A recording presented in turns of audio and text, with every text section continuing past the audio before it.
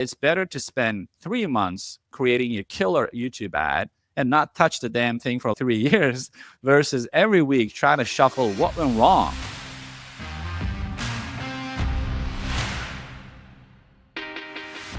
Hey, what's going on, everybody? Joel Irway here, and welcome to another very special episode of Experts Unleashed. We are continuing our advertising series here, and I've got a very special guest, Konar from Business Lending Blueprint, and we are going to dive all into how he manages his campaigns, of how he's spending upwards of $100,000 to $150,000 per month in paid media with his business. I'm super excited to dive into today's conversation. But first, this episode is brought to you by GetInspired.app. Would you be interested in a marketing assistant who researches your target market every day for winning ads and content ideas, and then presents them to you with new content written for your business based on what they've found? Well, if so, then you need a marketing butler. Inspired is your personal marketing butler, bringing you new, ready-to-use content for your brand every single day based on proven viral ideas. Stop wasting hours trying to be creative on demand and transform your marketing without the time investment. Get a 14-day free trial at getinspired.app. Oz, welcome, my man. Hey, man, good to be here, Joel. Thanks for the invitation. Yeah, you bet. I'm super excited. So Oz, give us a little bit of background about your business and the types of funnels that you're running that has allowed you to scale your monthly ad spend to $100,000 to $150,000 per month. Yeah, sure thing. So we started back in 2018, and now we were doing it. We were getting customers basically, believe it or not, through cold calling, telemarketing. Then I figured out Craigslist. We're posting on Craigslist. That was our first method of paid advertising. It was like $5 a post per city. I'm a copywriter myself, so I used to write the copy and do that. But obviously, it's not really scalable, right? So it's just you can only post once. And I was looking for other ways to do that. And that was the time that Facebook, everyone was running ads on Facebook, any kind of info training offer. And I am kind of known to do the contrary of what everyone else is doing. So I wanted to break into YouTube because I noticed, like, for example, Ty Lopez is killing YouTube back then, but it hasn't really been done, and especially for our industry, any kind of financial services offer. The first 6 months or so, extremely painful, kind of nothing worked. I remember recording 60 or 70 ad variations, like videos, short videos, long videos, and anything in between. Then we started finally seeing it convert better. And since then, I stuck with YouTube. For a while, we diversified, had Facebook too. But Facebook they're adamant about shutting people down for no reason, and they bring you back. And I didn't want to deal with that. So we stabilized on YouTube and started from spending $50, $100 a day, all the way up to spending $4, $5, even $6K a day on unpaid advertising. And it brought us here. So our funnel is pretty straightforward: video ad to opt-in, name, email, phone number, to a 20-minute VSL on the offer itself. Then a survey, like we ask a lot of questions before someone can book a call. Then if they pass through the survey, Calendly link to book a call. Then we have a team of consultants who jump on the call. It's like a 45-minute Zoom call to decide if our product is a good fit or not for the customer. That's how we scale the system. Yeah. Got it. And so you're exclusively on YouTube. Did I understand that correctly? Correct. Yeah. So we're on YouTube. I mean, we're on Google, YouTube, the same thing basically, but search engines, we use it for retargeting. If someone is searching our name, that's usually driven from seeing a YouTube ad, right? So we control that, but it's just like probably 10% of the budget. The remaining 90% is YouTube ads strictly. Awesome. So this will be a great conversation because you're the first one who's running ads exclusively on YouTube. There's a barrier to entry that a lot of people just don't want to deal with YouTube. Basically, I got to record a ton of videos, and they got to be good videos, et cetera, et cetera. So walk me through kind of what you did when you first launched. How many iterations of a YouTube ad did you run before you knew it started to convert? Well, the problem was we didn't know who the audience was, because in our prior trials with like Craigslist or like cold calling, telemarketing, you don't really understand your avatar. When you're on YouTube, the first challenge was like, what the heck is our hook? Like, what do I say? Because you're interrupting somebody's experience on YouTube. They're not there to watch you. And we didn't have the organic channel that we have right now. Right now, my organic YouTube is like 45,000 subscribers. And again, it's not there to drive organic traffic. It's acting like a reconfirmation, like an authority piece. Someone looking into it, they check us out and they see organic. But that took time. Initially, when we didn't have that, it was just a very challenging situation to structure the ads. Not the body of the ad. The challenging part was the hook. what do I say in the next 5 seconds, 6 seconds, which, as you know, probably the most important part of the ad itself, because the body could be amazing, but if you're not stopping people on their tracks. And we had a couple of options, like we could do things like what other marketers have done, like rent a Ferrari, Lamborghini, and have some girls in bikinis. But I didn't want to build a business model that way. I just wanted to make sure that it makes sense to the audience who's watching it. So that took literally 2-3 months. I was shooting and trying different things with small budgets. And then once that worked, the body was, to me, was an easier thing, because the businesses I'm in, it's a very straightforward business. Like, money is the sexiest product to sell. That's our message. You want to make money by selling money, right? So people kind of get that. So once we structure the body and call to action is, hey, I put together, and our VSL obviously had different variations over time.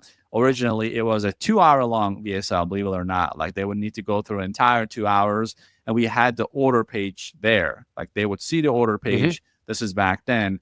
But that was our process. Like, it took a while to kind of nail the opening statement, basically, and be able to say what I need to say within the first 5 seconds, if not 10 seconds. Then once we had some iterations, and the funny thing with advertising, Joel, you might know, the thing that you think will work almost never works. It is the thing that you least expect, is like that takes off. You're like, really? That worked? That was like my least favorite thing. That's why testing is really, really important. Anyone who's getting into paid advertising, like, don't be disqualifying or qualifying your own copy too much. Sometimes you got to let the audience decide, and the results are usually very surprising. Now, when you find a winning campaign and you're like, okay, hey, we've got something, I've got some consistency, let's start to ramp up the budget. What does the maintenance of YouTube ads look like? Like maintaining those campaigns. I've had some experience with YouTube ads, not me personally running them, but I've hired agencies to run them for my own campaigns. But for you, spending $100,000, $150,000 a month, how do you maintain them? How do you, like, are they pretty much running on autopilot? Because I know that the network is a little bit different than, say, Facebook. How much maintenance and optimization is required for a budget that high with YouTube? Yeah, so up until like 70, 80K per month, I had managed my own ads. I never used an agency, because I was the one who personally figured it out as like a marketing guy, right?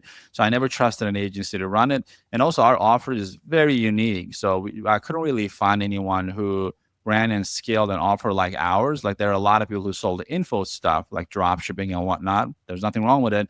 It's just they're similar campaigns. Ours is funding, lending. However, we're not a bank.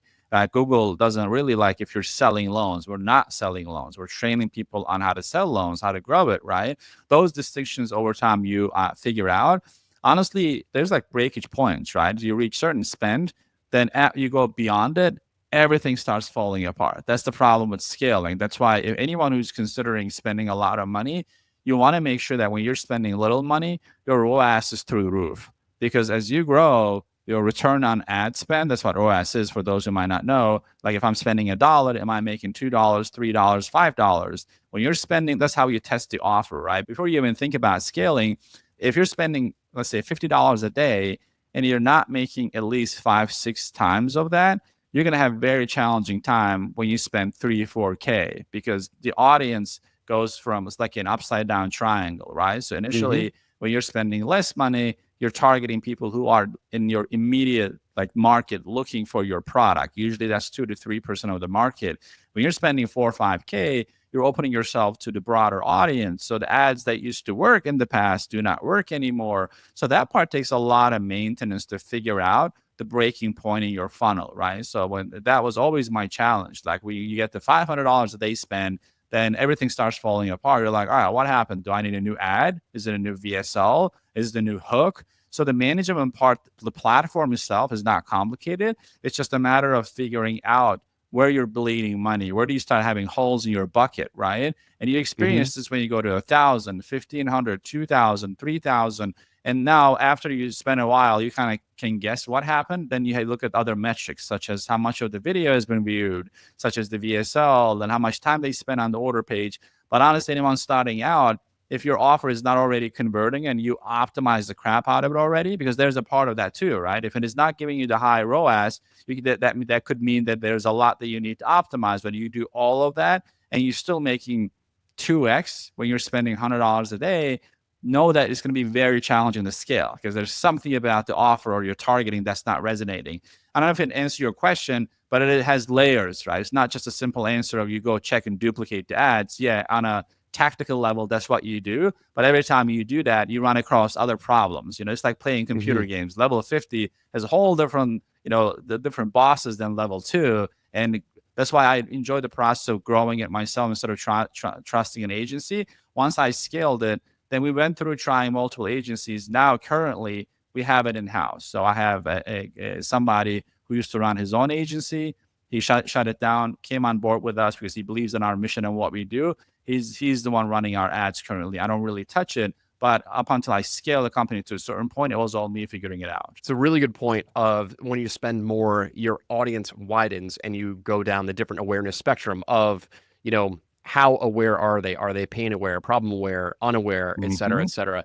As you started to reach those new levels and broadening out your audience, would you have to change, obviously I'm assuming your ad copy would change, but do you also change like from the scientific method? I love that, by the way, because I'm a former engineer at heart. From the scientific method, do you take it from a standpoint of like, oh, the first thing that I want to, that like, even when we're first launching ads, the first thing that I want to optimize is my landing page core message. Is that like the first thing? And then does that not change as you scale to a broader audience? Or do you find you kind of need to rework all of the messaging as you go to a wider and a wider audience? Like your core offer is going to be the same, but the hook of how you get people in that wider triangle, how do you view that in terms of optimizing? Because I feel like if you do have to change everything every single time you get to the next level, that can get really, really complicated. It's a great question. So basically you have two options, right? So you might choose to have different iterations of your funnel based on the awareness level of your audience, right? Because you'll always have people who are super aware. There are people who've been following me personally for 3 years and know the offer. So that market, your VSL could be the crappiest VSL. They'll still buy from you because they're like personal fans. Whereas on the other end, you have people who have a 9 to 5 and they hate their job and they're looking for another way to make money. You're in the batch of companies that they're looking into. Should I become a business loan broker? Should I start a real estate company? Should I do crypto? Should I do Amazon FBA and a bunch of other stuff? Right? Awareness level of what we do is kind of non-existent at that point. So to your point, we had dealt with dilemma like so many times. Like, do I have duplicated funnels with different headlines and all that stuff? The answer we found out is like, no, keep the same funnel, but keep modifying your message, which is a more difficult thing to do, right? The easier thing to do is just have multiple funnels, but the tracking, attribution, all that stuff gets very complicated when you're spending a lot of money. And for someone watching, spending like 5K might sound like a lot, but in the grander scheme of things, it's not. Like there are companies who are spending 50K, 60K, 70K. So what we ended up doing is we kept using the same funnel, but kept the messaging broader and broader slightly. Right? And that comes down to a lot of testing because the problem, Joel, is, you can change the ad, but your ad is, let's say, catering to an audience that doesn't know anything about you, but your landing page or your VSL should have the same congruency.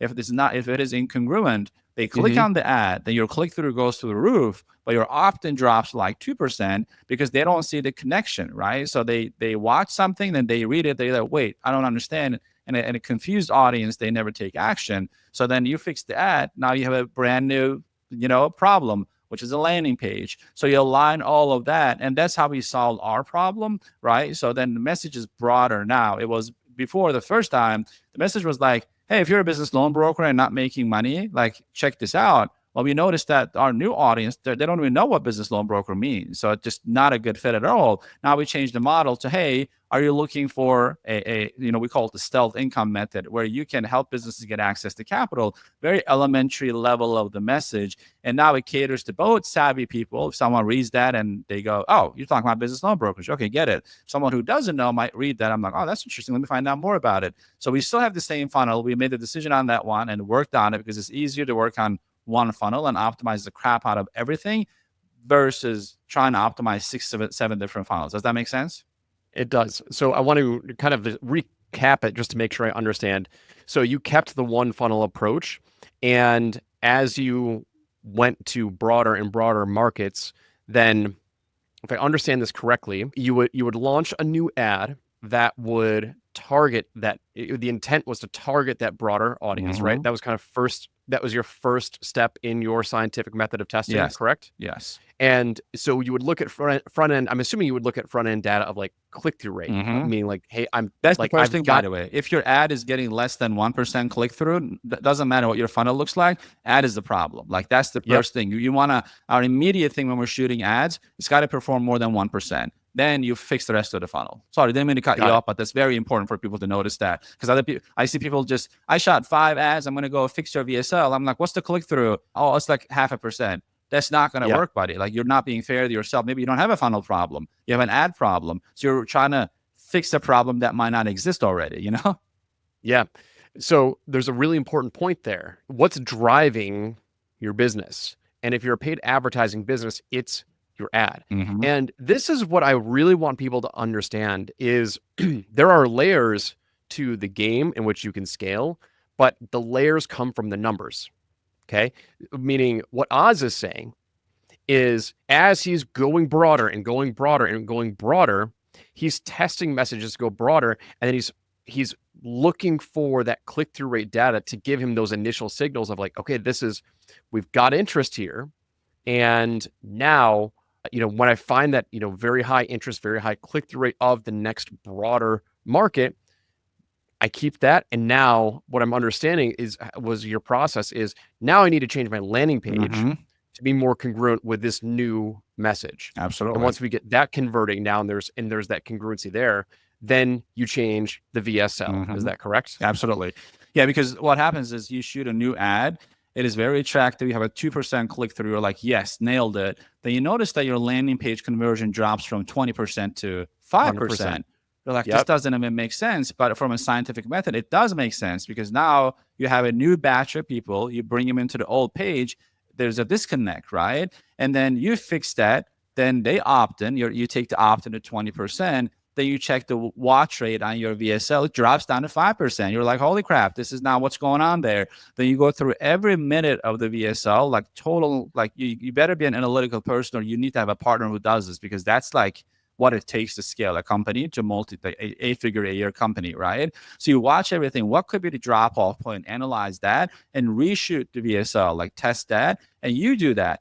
Then you notice that the completion rate on your surveys drop. Or like, oh, the questions we're asking was just too deeper. Now we got to bring it more up. You test that. And then your no-show rate, like you got to see how it is, like deeper and deeper into the funnel. But if the funnel is not profitable on the front end, you're kind of setting yourself up for failure. That's why I know a lot of people want to just scale those ads. I support you, but you just got to be okay with accepting that until you get it working. It's going to be some work. And then you got to get used to it. You're not gonna get it. I've done it for the first 5 years, 6 years myself I'm not saying I perfected it, but at least I understood what needed to be done. And it's a lot of frustration to figure it out. Hopefully someone watching, they can understand that is to be expected, because if you expect it, it's just a part of the game. You just go with it and you just track everything, Yep.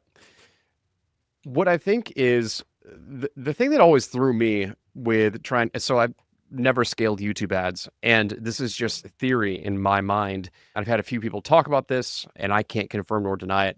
The problem with like scaling big budget on Facebook ads is that even with, like, let's say we follow that same scientific method, like you got a winning core message, like it's very inconsistent, and the traffic quality fluctuates widely with even the same message of the ad that you're putting out on Facebook. I think I don't exactly know the reason behind that, but it does make optimization a lot tougher because that quality widely varies from like day to day. Like we'll have click-through rates one day that are 5 to 7% click-through rate all and like a 2% click-through rate links. Like awesome, we have a winning message. But like conversion rates on the landing page will be, let's say we are doing a lot of low ticket right now. So let's say it might be 3% conversion rate to sale on the landing page one day and 10% the next day. It's like, what do you do with that data? It's like, that's nothing changed. Like we're running the same ad, but it's just a wide variety of fluctuation. But do you find YouTube ads burn out more quickly, or are they a little bit more stable and produce longevity? Yeah, that's a great question. It's a massive pain point for agencies or anyone running Facebook ads. The part that I left out in my journey prior to me launching the software, I used to be a marketing agency. So we had a lot of clients and we used to run Facebook ads. And I think I lost a good chunk of my hair back then trying to figure out Facebook ads, right? So what you're saying, for the most part, is the ad fatigue is a lot worse on Facebook than it is on YouTube. For example, on YouTube, some of my ads, they're like 3 years old, right? So I shot Hmm. it works, it just keeps working, right? In Facebook, we would have been done in like 3 months. Like I would have needed like new ads and new images. And then it doesn't clearly tell you that you're going through ad fatigue. Like if you, especially if you talk to Facebook representative, they're like, yeah, you throw more money at it, maybe play with the audience. They don't just tell you, hey, why don't you just upload like 6 more ads and try it that way, right? So you lose another month there. So that's when it was like I guess, an informed decision to go after YouTube. I know people who run ads, they might hate on my message. Like it works. I'm not saying it doesn't work. It's just when I Yeah. compare to the two, built an agency like 60, 70K a month, when I looked at the problems that I'm dealing with versus YouTube, right? I said it's better to spend 3 months creating a killer YouTube ad and not touch the damn thing for like 3 years versus every week trying to shuffle what went wrong. Like, and this happens to companies. I was talking to a gentleman in Vegas. We were at a conference.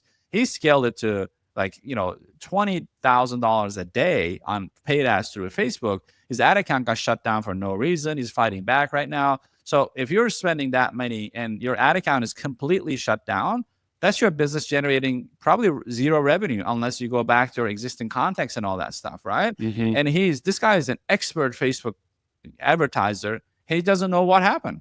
Like, Hmm. that's a very dangerous model to run your business. I know YouTube can shut you down too, but that kind of stuff, like we have very deep relationships with YouTube people over the years. So I've been to their offices in New York City. So things are like a lot more relationship based. Once they know that you're running a legitimate offer, you don't have violations and things like that, they help you. Whereas Yeah. Facebook, usually from my experience, I don't want to badmouth them. They say they want to help you, but when you need it, they're like, pay this guy behind the scenes to get your account. Yeah. I hear stuff like, I'm not saying that that's true, but I'm like, really? Is that for real? Like, it's just very different, very transactional. But I think what you're referring to, although I cannot confirm that's what's happening. My suspicion is ad fatigue at its worst. Like it can be Hmm. 24 hours and you might be fatigued, sometimes 2 months. The problem is you can't tell how long, so you're not prepared for it. Yep. Yeah. This is fantastic. This is really, really good conversation on just the different platforms, the pros, the cons. There's pros and cons with both platforms. Sure. Those are the primary platforms. But I would say, like, from what I've seen in my experience, 11 years of running paid ads, the ads that I see do very, very well on YouTube are larger market. Hmm. They have a more reach. I mean, I've also seen very, very successful campaigns on Facebook too, but I do hear stability is a lot stronger on YouTube. And every time I will have conversations with big YouTube marketers, and I've been convinced to go on to YouTube, and it's a grind. It I've is. done it I think 3 times. I've hired agencies to help me get some ads running, and it was really challenging. Like we didn't end up making it profitable. We made some, so I did run ads to a webinar funnel on YouTube, and we did make some sales there. Hmm. It just, again, it's a challenge. Like we were already on Facebook, we were trying to go onto YouTube, but it's what you said. It's message to market match matters with the ad itself. Like that's what starts everything. Like what are they seeing on the ad? And so we're testing different ads on YouTube, but we've got existing creative on Facebook, and we're sending them to the same funnel. And there's a mismatch there. Yes. You think it could work, but also like it all depends on where they're coming in from. Yes. It's what's the message that's bringing them in. That's everything. So And the dynamics of the ad too, Joe. Like when you think about a Facebook ad, you have the image and the text, right? Sometimes the video and the text, and there's also the comments, right? Someone who's scrolling through, they have a chance to check it all out, then opt in. So people think that just because it worked on Facebook, you can take the same concept. Now think about a YouTube ad. You're trying to watch, I don't know, a video on World War II. I interrupt your experience. You can skip in 6 seconds. I can't even remember the guy's name, Oz Konar, a weird name. And I can't check the comments. I can't read the ad copies telling me something. You see how the dynamics like totally different. That's why the offer itself, at its core, is probably great. But what you ran on Facebook will not translate into a YouTube ad. So it's like a totally different level of thinking, which that's why I tell people, like, if you made it work on Facebook and if it is profitable, stay there. Because many people will not be able to grasp what needs to happen, and they're not willing to go there too, right? Because those iterations, because yes, you're running paid ads, you're buying eyeballs, but through like totally different means for the most part, you know? Mm-hmm. That's awesome. Oz, this has been a fantastic conversation. There's been so much that we uncovered, and not many people talk about being like the true process of being methodical with all of your testings. And also there's, when people talk about, scaling, bro, and just like ramping up the ad spend, it's like you really nip that in the butt of, as you go up that next level in the broader funnel, everything changes. Yes. It's not just the ad. It's No, not just trying to find an everything. ad that produces more clicks. It's like that whole message, start to finish, has to change. Yes. And it's very, very, it's very obvious why you've had the success that you've had, because not many people are willing to do that work, and not many people are willing to take those steps to get there. So I appreciate you sharing that. No, I appreciate giving me the room to share that, because there are not many people that I can talk about these topics. Yeah. So Oz, where can people connect with you? All of our information, including our social media channels, are on our website, which is businesslendingblueprint.com. On the top right corner, you can see, our YouTube channel. If you want a lot of free information, what we do, YouTube is the way to go. We have a few hundred videos there. You can check it out and at least learn more about financial literacy. You don't have to be a business loan broker or make this a business, but understanding lending, funding, credit, and how it works is really, really important, because we all finance stuff every day, right? Knowing helps. Yeah. Awesome. We'll make sure to include that link in the show notes. And Oz, I appreciate you. So we are going to wrap up this episode. And if you are interested in having a marketing butler serve you brand new ads and content every day, head to getinspired.app for 14-day free trial. Take care.